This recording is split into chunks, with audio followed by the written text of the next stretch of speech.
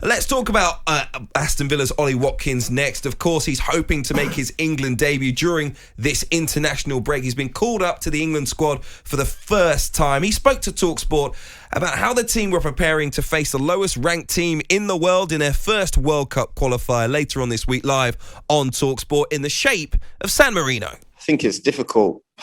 You know, everyone expects us to win the game. So you just have to prepare like it's any other game. You don't prepare more or less because they may not be as good as some other teams. But yeah, you have to prepare the same and have the same mentality going into it. Ollie Watkins there, Aston Villa striker. Just a reminder, England versus San Marino, live on talkSPORT with Mark Saggers on Thursday night. The game kicking off at 7:45pm. But I feel like out of all the players in the England squad over this next 3 games, this 10-day period, the player who needs to impress the most is Aston Villa's Ollie Watkins. I think this is his one shot at getting into the Euros this summer, because I think Danny Ings, who's not in the squad this time around, has obviously been looked at many times, played for England before under Gareth Southgate. You've got Dominic Calvert-Lewin there, Marcus Rashford, who could really be a backup centre forward if England need him during the tournament. So in terms of the striker positions, we all know Harry Kane's going to be there, of course. There isn't much room. So really, you have to be a bit like Reece James last time around, who was in the under-21s, got called up and really took his opportunity. He really has to impress Gareth Southgate. And how do you do that in a short space of time, Leanne, with an international team, when you're not a favoured player, but you want to impress yourself on the manager? Yeah, I think it's how you conduct yourself on and off the field. I think, when you go to a tournament, you're going there with, 16, 18 players. Not everybody's going to play. Sometimes 22, players that go. And you're going to need good players around the camp, because we were talking before about, tournaments can be difficult. They can be very boring. You need certain types of personalities. But I think he's earned his place there. I think, it was a toss-up between, I think, him and Patrick Bamford. Not that I have inside information from Gareth Southgate, but I think everybody can kind of sense that. So I do agree with you, Hugh. I do think that this could be his one opportunity, and I think that he's got to take it. And I don't think he needs to put pressure on himself. I think he needs to just enjoy it, take things on. And from when I've seen him conduct himself in interviews, he seems like a likeable guy. And I think they look at that. When you play for England, they look at everything on its entirety, not just how you play. So I think he will get an opportunity, and I think he'll take it, hopefully. What have you made of him, Ollie Watkins, since he's been in the Premier League? I think he's been very, very good.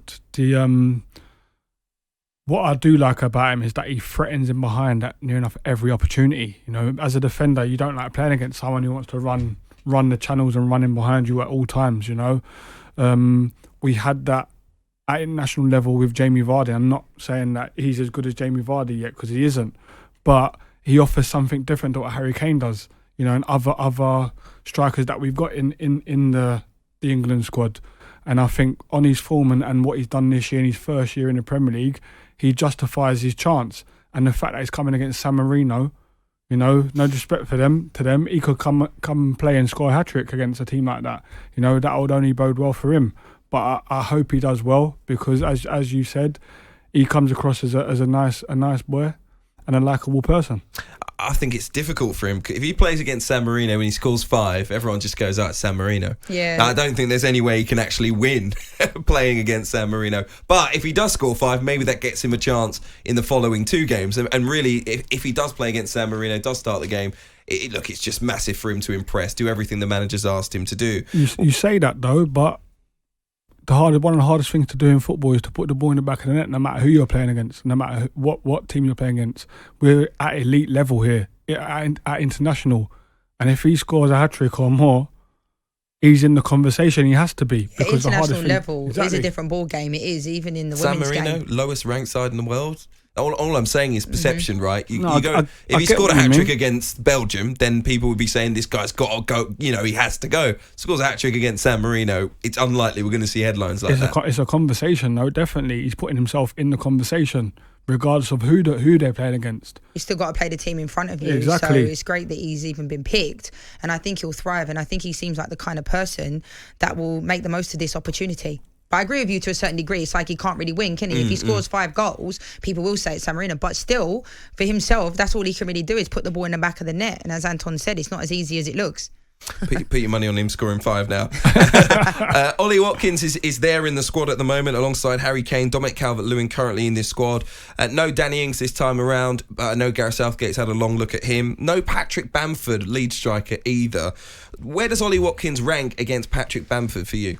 Yeah, it's a difficult one because I think, as I mentioned before, I think it would be a toss-up between the two of them who was going to get picked for this. And I think it's great that they're even in the reckoning. I think I'm going to judge these two based in their second season in the Premier League. I think a lot of players have come into the Premier League.